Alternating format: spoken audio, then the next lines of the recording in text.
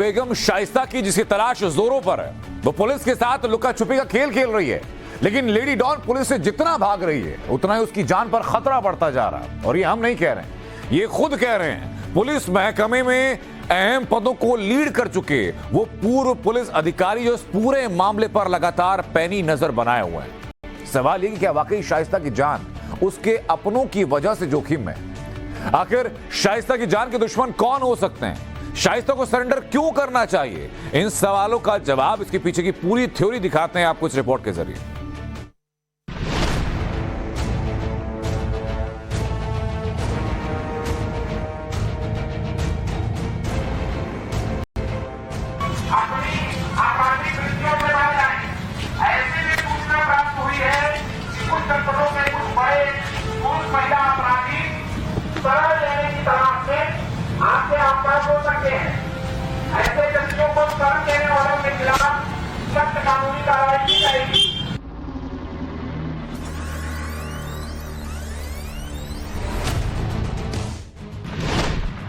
प्रयागराज, लखनऊ, कौशांबी, दिल्ली, मेरठ, जयपुर, मुंबई, बेंगलुरु, तलाश तेज हो चली है। यूपी पुलिस एक्शन में है। फिलहाल रडार पर हैं सिर्फ 2 किरदार।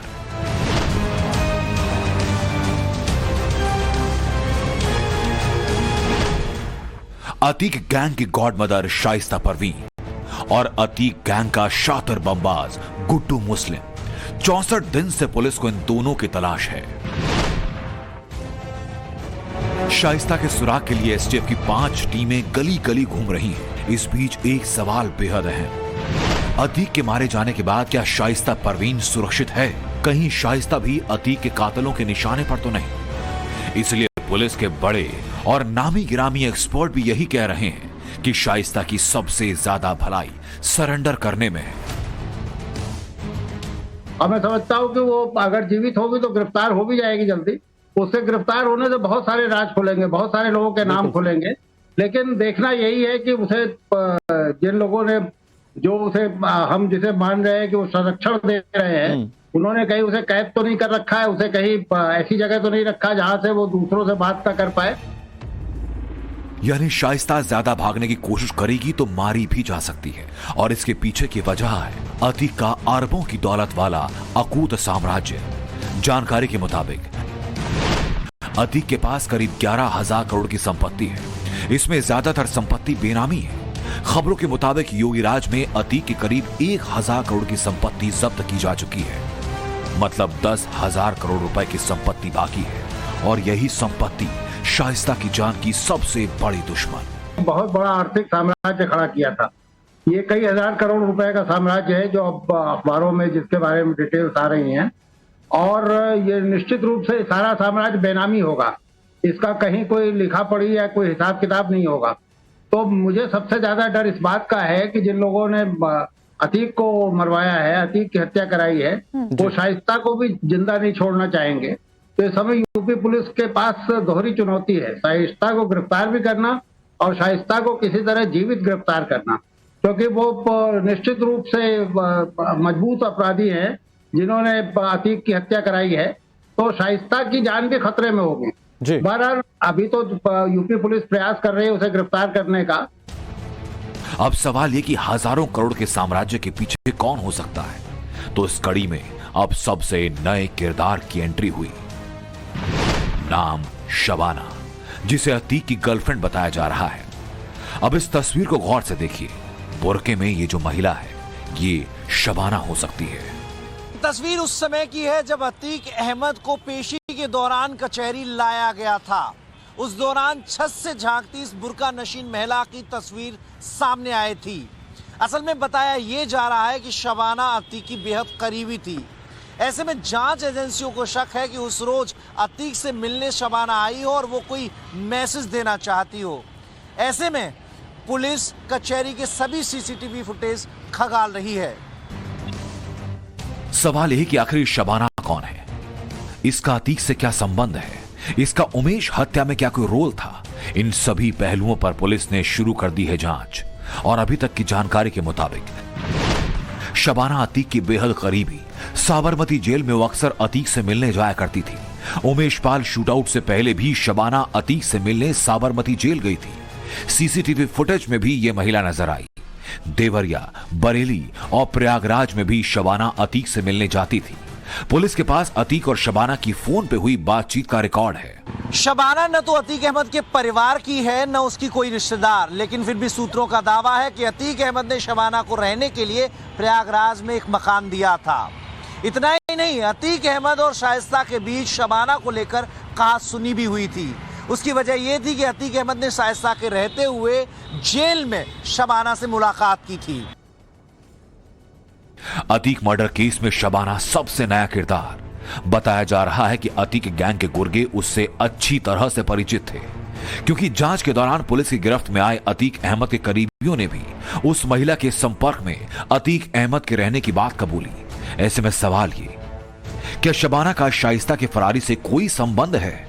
क्या शबाना हाल फिलहाल में अतीक की सबसे करीबी बन गई थी? इन सब बातों को देखते हुए अतीक की गर्लफ्रेंड मानी जा रही शबाना अब एसटीएफ के रडार पर है। हालांकि अतीक की संपत्ति पर दो और लोगों की नजर हो सकती है। पहला अतीक का गैंग और दूसरा अतीक का परिवार। अतीक और अशरफ का जिस तरह से मर्डर हुआ वो एकदम अप्रत्याशित, चौंकाने वाला था।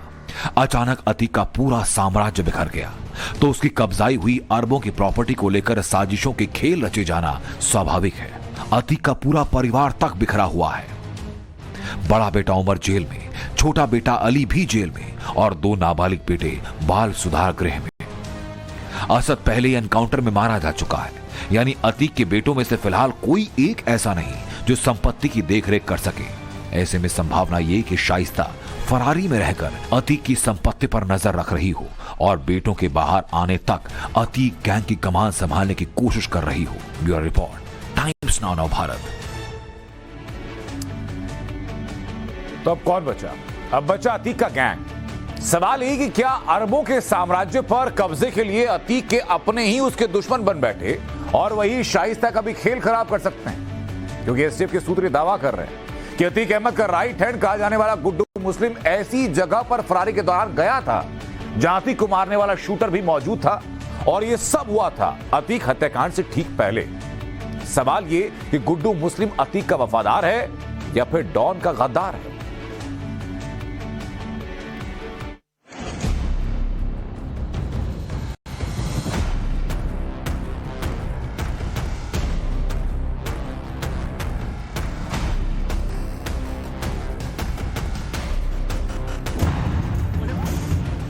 अतीक और अशरफ का जिस तरह से मर्डर किया गया उससे साफ हो जाता है कि इस पूरे हत्याकांड के पीछे कोई बड़ा खेल है।